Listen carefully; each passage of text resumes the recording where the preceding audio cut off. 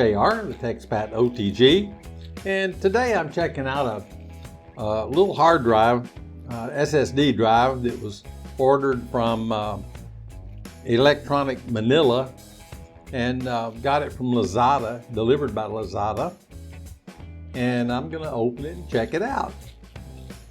We'll see what we got. It's a Samsung 870, 1 terabyte. I think it's a EVO model. I used to use a razor knife to cut open packages, but I damaged some clothes. Haven't done that again. Okay, this little guy, I'm gonna shoot a picture of the serial number on it. If I can get a shot here without glare. There it is. The package is all sealed. It has the QR code on the back, and so far everything looks really good. These generally sell anywhere from 65 to over 125 US dollars. This one was $24.99, I think. I'll put a picture up on in the video so that we can see exactly what it is. In the drive, we have the documentation and the drive. I'm going to check the serial numbers to make sure that they match. The serial number on the back of the drive does not match the serial number on the box, and that's not a good sign. It should match. Now I'm going to hook the drive up to my laptop and use my Linux software to determine if the serial number on the drive matches the serial number on the box. Well, we do have a problem here. It comes up and identifies itself as a Seagate USB. I'm not sure that that's a good sign. I'm going to try it now with the Samsung software on Android, see if that works. I don't know if this one's going to need power or not. I have a plug close by so we can power it up if we need to. Okay, we're going to try formatting it, see if it works. It says it's mounted, but it doesn't show up as a Samsung drive. It says no Samsung portable SSD is connected. It recognized that there was a drive in there, but it didn't recognize it as a Samsung drive. Well, now I'm going to try the drive in the laptop again and see if I can find any information on it using the Linux software that identifies drives. Well, the drive shows up as a 1 terabyte drive after I formatted it, but it shows up with the name Android. Now I'm going to try the command line to see what that does for us. Okay, the drive shows up as a 1 terabyte drive, 953 megabytes available, but the serial number does not show up as a Samsung drive.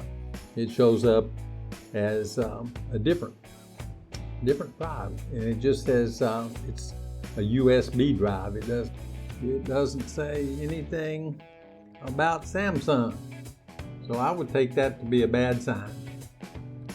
Even though this drive is probably not a Samsung, it's a fake or a counterfeit. I wouldn't call it a fake because it does check out to be 1 terabyte, but it's not a Samsung drive. I'm not going to advise my friend to keep it. I'm going to suggest that they send it back. The serial numbers are not matching, and it doesn't show up as a Samsung drive with my Linux software or with Magician. Magician on Android wouldn't open it at all.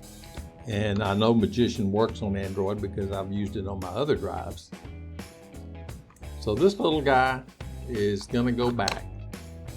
The quality of these drives that are counterfeit are so good as far as their appearance and things go that I doubt that the sellers even know. I would suspect that they